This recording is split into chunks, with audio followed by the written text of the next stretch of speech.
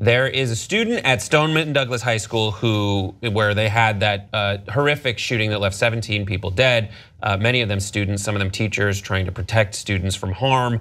One of them, Cameron Kasky, made a statement, although others did, but his is really kind of catching fire, saying, "My message for the people in office is, you're either with us or against us. We are losing our lives while the adults are playing around." Very, very strong statement. What do you guys think about it? I think he's right. I mean, it's moving beyond when you have these young adults who are asking for safety, that are asking for protection. You have to heed that battle cry. There's no reason why in 2018 we've had close to 24 mass shootings in our country alone, and we're only in February of 2018. That's ridiculous. So now we have another tragic event, 17 people dead. What is it gonna take? I wish these lawmakers and the people that are gun support, look, you should be able to own a gun. But I think the process of obtaining arms and taking possession of arms should be just refocused, rethought, and really made a priority, because we can't have this happen again. I mean, and also these people that are saying, oh, no, gun reform, but what if that was your child? What if that was your child who was going to school and fearing for their life every day? It makes zero sense. I think that the thing with gun control that I've noticed is that whenever an issue, which unfortunately usually comes on the heels of a tragedy, makes people start talking about gun control and gun reform in the United States, people sort of back into corners. And what I really like about what these students are doing is that they have made it really clear that this is not a Republican issue, a Democrat issue. They even said that when it comes to politicians, they're wiping the slate clean of any politicians who have accepted donations from the NRA in the past. They're just saying, moving forward, we need to act, and that's what we're looking for. But we're not going specifically, on a Democratic ticket or on a Republican ticket. We're asking for these adults, these lawmakers who are adults, to work with the children who are, teenagers that are at schools right now that are really afraid of this happening again, because in all likelihood, if we don't change anything, it will happen again. So that's what I really like about their messaging and how they're focusing the conversation, and so that it gets people out of their corners. And I know it's really easy to back into, but we need to start leaning in and listening to each other. And it seems like that's the sort of dialogue they want to have. Yeah, he said that here's the time, March 24th. In every single city, we're going to be marching together as students, begging for our lives, which is an amazing bit of imagery. He says this isn't about the GOP. This isn't about Democrats, this is about the adults. We feel neglected. At this point, you're either with us or against us. It's crazy, like every other issue, when something terrible happens, we respond to it, we change. 9/11, we drastically changed security measures and we invaded 2 countries. When there's police brutality, people are like, listen, we want to have better training and we want body cameras. And for when there's school shootings, people say don't politicize this. The Boston Globe had an amazing cover where they said, we know what will happen next. And it was an entire story where they just kind of told the tale of the next school shooting. And these are the parts that were kind of in bold. He's like, it will be a man or still a boy. There will be a semi-automatic rifle purchased legally. He'll go into a school concert or office building.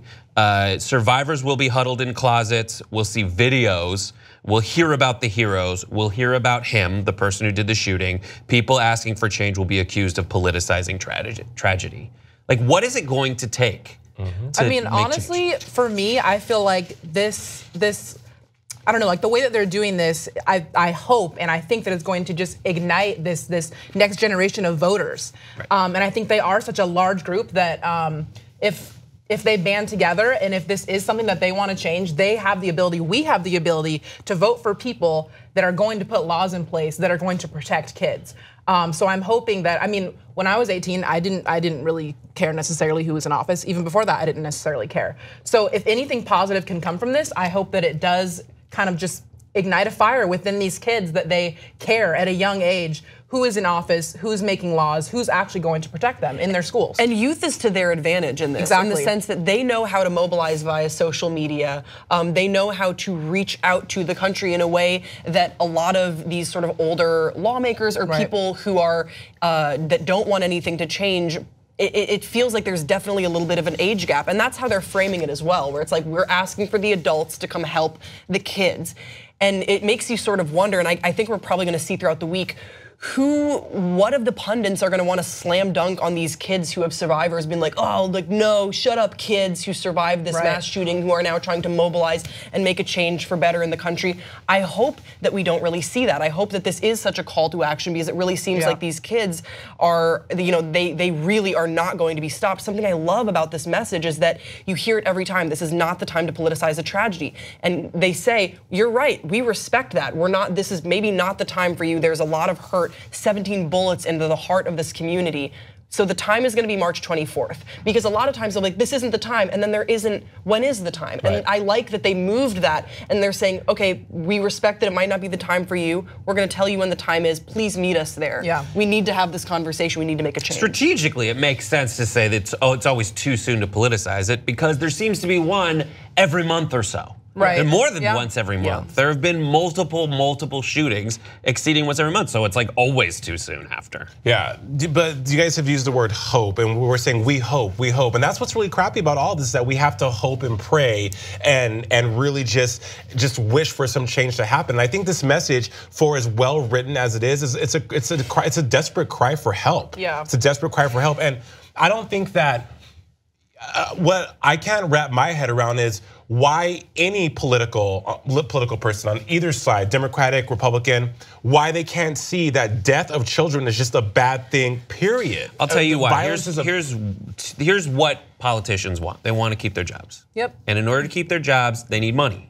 And that money comes from the NRA. And the NRA is a company that gives millions and millions of dollars every year. The other thing that they need to do when you want to be a politician is stave off negative press and make it so that not enough people hate you so that you can keep your job. So that is your weapon in this. In this whole discussion is to be that negative press that's like, this is bad. Shine a light on the fact that they're getting money from the NRA. What's working against the youth is that only 1/8 of the high school kids in America on average are 18 years old and can vote. And what we need to do is try to change that dynamic so that there's enough pressure on these politicians so that they are afraid not of losing funding from the NRA, but of being called out for taking money from the NRA. And that's kind of that's happened in the political debate. So more to come on this. Are you gonna march on the 24th? Let us know, we'll be back after this.